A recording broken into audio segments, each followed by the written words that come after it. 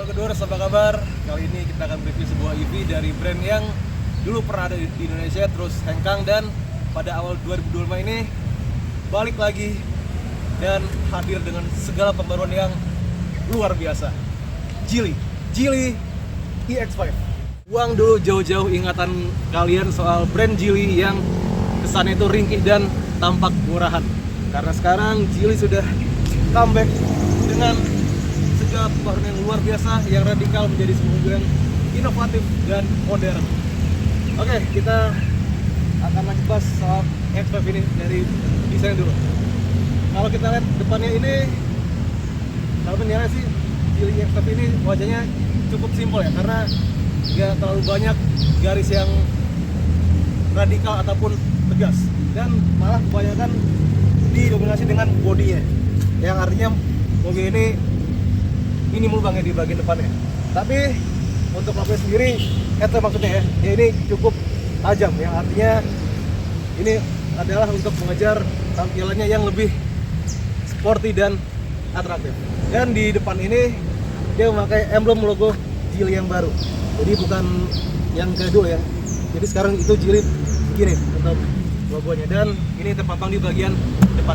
Kalau di depannya ini X5 punya tampilan yang cenderung simple, beda cerita dengan bodi sampingnya yang kami nilai ini malah lebih sporty, terutama karena di bagian belakang itu, di bagian uritannya itu dibuat lebih lebar, dan itu yang bikin dia sporty, dan malah kami rasa jadi punya apa ya, tampilan yang ala-ala SUV atau crossover Eropa gitu. Oke, itu untuk soal garis desain. Sekarang kita mau ini lihat bannya. Ya, ini ternyata pakai ban GT untuk ban OI-nya ya. Ban GT dengan ukuran 225 55 18. Jadi lumayan besar ya untuk ukuran pelek bannya, dan peleknya sendiri dia warna two-tone palang 5 ya. Dan menurut kami desain peleknya ini sudah cukup serasi dengan tampilan mobil secara keseluruhan. Karena dia merupakan sebuah mini SUV, jadi tentu harus ada sentuhan yang bikin dia ini bisa tampak lebih gagah. Dan salah satunya diimplementasikan lewat roof rail yang ada di sini, yang mana menurut kami ini sudah cukup untuk bikin dia jadi keluar aura maconya sebagai sebuah SUV. Belakang kami juga menilai kalau tampilan yang ini kiblat desain itu kayak SUV Eropa. Bahkan kami nilai kalau dia ini tampilan belakangnya agak mirip gitu ya dengan Porsche Cayenne atau Macan. Itu pendapat kami ya. Jadi untuk tampilan belakang kami rasa ini cukup menarik, karena itu tadi, karena ada kemiripan dengan SUV Eropa. Dan ya ini kalau kita kacanya cukup besar ya, jadinya dia memang secara desain atau secara gaya itu bukan menganut SUV coupe, tapi it's okay, nggak masalah karena ini udah cukup bagus. Dan di sini kalau biasanya ada emblem logo, di sini nggak ada, jadi untuk tahu kalau ini Geely hanya bisa dilihat dari sini. Mumpung kita masih di belakang, jadi rasanya nggak ada salah kalau kita sekalian bahas soal bagasinya. Tapi sebelum buka, saya mau lihatin dulu ini remote-nya Geely X5. Simple ya. Di sini cuma ada 3 tombol kunci pintu, buka pintu, dan ini bagasi. Ya, fungsinya sebenarnya cuma untuk buka kunci dari pintu bagasinya. Jadi ini sebagai contoh ya, mobil masih terkunci, terus kita tekan ini aja, tekan tombol buka bagasinya, dia nyala, lampu sennya ini 2 kali, baru bisa dibuka bagasinya. Dan sayangnya kami udah coba berkali-kali pakai kaki, ternyata belum ada fitur untuk buka bagasi dengan kaki. Oke, kita bahasnya soal bagasinya. Ini dia punya volume bagasi yang luas ya, dan menariknya lagi ya, ini lantai bagasi dengan bibirnya itu rata, jadi kalau kita masukin gampang itu lebih praktis gitu. Dan di sini pun juga ada subwoofer ya. Ini merupakan bagian dari sistem Flyme Auto atau Flyme Sound dari Geely. Dan di bawah ini, di bawah lantainya kalau kita buka, ada lagi ruang kompartemen yang dalam dan luas ya. Jadi harusnya ini barang-barang yang ukuran besar pun kayak misalnya kardus atau rak sepatu yang kita lipat bisa dimasukin di sini. Dan di bagian juga ada segitiga pengaman dan di sini adalah P3 kayu. Jadi untuk ruang bagasi ini besar dan bahkan bangkunya ini bisa dilipat ya dengan pembagian 40-60. Dan coba kita lihat ya di semana kalau dilipat. Ya begitu, boleh dibilang rata lantai ya. Jadi untuk masalah akumulasi barang ternyata dia emang layak dipuji. Next kita mau bahas soal apa yang lebih baik dari kafe ini, tapi sebelum kita buka saya mau liatin ini di sini ada tempat untuk chargingnya dan udah pasti dia ini sudah mendukung dengan DC charging yang merupakan fitur untuk melakukan fast charging. Nah sekarang kita buka ya cupnya.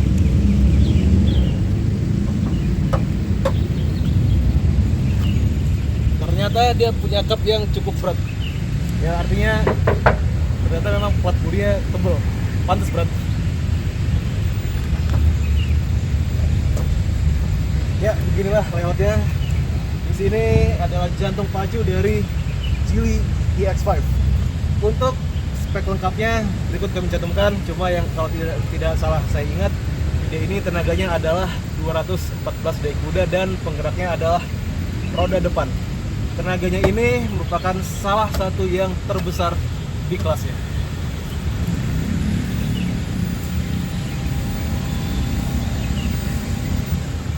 Beginilah rasanya kalau kita duduk di bangku belakang dari Geely EX5. Ini adalah posisi saat bangku driver itu nggak ada yang menduduki, makanya dalam kondisi seperti itu bangku supir itu jadi mundur agar memudahkan untuk masuknya pengemudi. Alhasil kalau nggak ada pengemudi di tempatnya, jadi penumpang belakang ini mendapatkan legroom yang jadi lebih terbatas. Ini cuma dapat 4 jari ya. Ya ini kan karena nggak ada supir ya. Tapi kalau misalkan udah ada supirnya, otomatis bangku ini akan maju menyesuaikan dengan posisi mengemudi si supir. Jadi kalau dalam kondisi gini aja bisa dapat 4 jari, dimana kalau ada supir udah pasti jauh lebih lega, udah pasti lebih nyaman dan lapak di belakang untuk legroom. Untuk headroom gimana? Headroomnya juga lumayan ya. Ini dapat 6 jari di sini ya, masih terhitung lega. Dan apalagi ini kan merupakan imbas dari adanya panoramic roof ya, panoramic sunroof maksud saya, bukan roof. Jadi dapat 6 jari itu dengan kondisi seperti ini juga udah bagus. Lalu ini ada armrest yang bisa dilipat begini dan di dalamnya itu ada 2 buah cup holder. Nah ngomong cup holder, ternyata di bagian pintu pun juga bisa naruh 2 buah botol. Jadi total ada 6 cup holder di bangku belakangnya ini. Dan yang nggak kalah penting, dia ini ada 3 buah headrest, yang artinya mobil ini memang proper atau layak untuk diduduki oleh 3 orang di bangku belakangnya ini. Terus di sini juga ada ventilasi AC yang pastinya untuk pengaturan dinginnya tergantung dengan yang ada di depan. Lalu di bawahnya itu juga ada kompartemen kecil ya. Ya ini mungkin cuma buat naruh barang-barang kayak kunci atau kabel gitu ya, karena emang nggak gede. Dan juga masih ada 2 buah slot charger yang Type A dan Type C, yang artinya untuk aktivitas pun juga sudah bisa membantu untuk penumpang belakang. Ini di bagian kiri kanan, persis di atas, di belakang dari kepala penumpang kiri dan kanan belakang ini ada speaker lagi. Jadi untuk penumpang belakang kalau kita setel musik harusnya juga akan lebih dapat ya feel dari musiknya itu, karena speakernya itu persis ditaruh di belakang kepala mereka. Yuk sekarang kita ke depan. Tadi saya bilang kalau misalkan nggak ada supirnya, bangkunya akan mundur untuk memudahkan masuk, dan kalau kita masuk dia akan maju untuk menyesuaikan dengan posisi supir kita. Ini saya liatin. Tuh, jadi begitu kita masuk, pintu ditutup, dia langsung dengan sendirinya mengembalikan posisi nyupir terakhir kita. Kita akan bahas soal desain interior secara keseluruhan, terutama di bagian dashboard. Begitu masuk ya jelas kita akan ketemu dengan layout atau template mobil EV Cina zaman sekarang, yang mana dia punya instrument cluster yang begini, yang lonjong dan ukurannya tidak terlalu besar, serta head unit yang jumbo. Ini kalau di Geely EX5 ini dia ukurannya adalah sebesar 15 inci. Oke, mungkin secara layout template itu sama kayak kebanyakan EV Cina yang lain, tapi kalau ngomongin desain atau feel ini beda. Ya bisa dilihat ya, dia ini punya desain yang kalau menurut kami cenderung clean, nggak terlalu banyak yang aneh-aneh, nggak terlalu banyak lakukan, jadi bisa diterima mata. Dan bahkan untuk kisi AC tengah pun dikasih kayak pembatas gitu antara si supir dengan penumpang depan, jadi seolah-olah kayak ini mobil yang driver oriented. Lalu untuk setir dia juga begini bentuknya, hanya palang dua dengan bagian atas bawah yang rata, dan kami sempat mikir ini bentuknya kayak setir pesawat gitu ya. Jadi ya kalau misalkan apa ya, mikir atau ngayal tinggal tarik kayak setir pesawat, seru gitu rasanya. Terus di handle pun dia juga ternyata cukup menarik nih. Dia bentuknya streamline gitu ya. Dan ternyata pegangannya nggak hanya di sini, tapi juga sampai ke sini. Dan ini pintunya itu terasa kokoh buat saat dipegang. Ya itu tadi, sekarang kita udah cek, dia aja untuk plat bodi itu tebal, jadi kalau ini pintunya terasa kokoh dipegang, wajar rasanya. Pertama kali kami bawa mobil ini, jujur kami nggak naruh ekspektasi yang tinggi atau ekspektasi yang berlebihan. Tapi begitu udah dibalik kemudinya, udah warawiri naik mobil ini, akhirnya kami berubah pikiran. Apa yang bikin kami berubah pikiran? Karena ternyata mobil ini feel-nya itu beda kayak kebanyakan SUV EV Cina lainnya. Ya mungkin ini pengaruh karena Geely ini sekarang jadi pemegang saham mayoritas dari Volvo, makanya mungkin banyak teknologi atau hal-hal yang ada di Volvo terus ditaruh di Geely ini. Kemiripannya dengan Volvo itu nggak hanya sebatas sekedar di sensasi atau feelingnya aja, tapi untuk rasa nyetir pun juga ada pengaruhnya. Mobil ini kalau ngomong nyaman, jelas nyaman. Itu tadi mungkinnya karena ada resep nyaman Volvo yang taruh di sini, jadi makanya mobil ini terasa nyaman baik untuk disupiri ataupun untuk penumpang. Untuk tenaga ini juga yang penting ya dari EX5. Dia ini tenaganya salah satu yang paling besar di kelasnya, di atas 200 daya kuda. Dan angka itu emang nggak bohong ya. Jadi mobil ini mau kita bawa dari nol terus kita tiba-tiba kick down, kita langsung gaspol, itu tenaga instan langsung boom, bikin mobil itu berlari cepat dan atau ngacir lah ya bahasa gampangnya gitu. Jadi angka dan soal tenaga itu emang nggak bohong. Tenaganya memang besar, kuat, dan impresif untuk masalah performanya. Untuk konsumsi listrik pun juga mobilnya hitungannya masih lumayan irit ya, nggak terlalu boros gitu. Bahkan kalau kita seringnya di mode comfort pun juga nggak pengaruh banyak terhadap konsumsi listriknya. Dan satu lagi mungkin yang perlu saya sampaikan gitu, mobil ini kelasnya kan adalah medium SUV EV gitu ya, yang artinya secara dimensi cukup besar, dan umumnya mobil-mobil medium SUV itu baik itu yang EV ataupun bukan, punya posisi mengemudi yang relatif tinggi. Nah di sini dia posisi nyupirnya nggak setinggi itu, dia cenderung lebih santai, lebih rileks posisi mengemudinya. Makanya untuk posisi mengemudi dia lebih mirip ke sebuah crossover, bahkan MPV. Ya mungkin emang dari situ kesannya bukan yang gagah tinggi gitu, yang kayak kebanyakan SUV.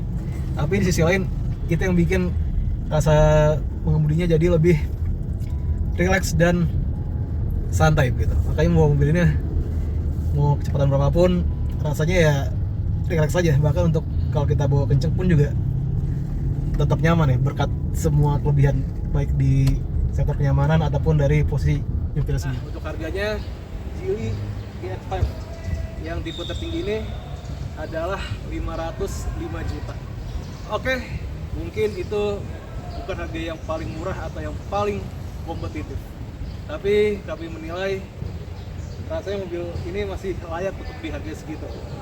Alasannya tentu karena mobil ini punya feel ala-ala EV Eropa, kabin yang lega, tenaga yang besar, serta kenyamanan yang rasanya sulit ya, untuk disaingi dengan mobil senegaranya. Jadi harga setengah M untuk sebuah Geely EX5 tipe tertinggi kami nilai masih pas. Itulah hasil kami mengenai Geely EX5. Kalau suka mohon di like, kalau ada yang ingin disampaikan atau ditanya di komentar, silahkan komentar di kolom komentar bawah. Jangan lupa juga untuk subscribe channel YouTube kami dan share video ini ke semua sosial media kalian. Terima kasih sudah nonton hingga akhir. Sampai ketemu lagi di video kami yang akan datang. Sampai jumpa.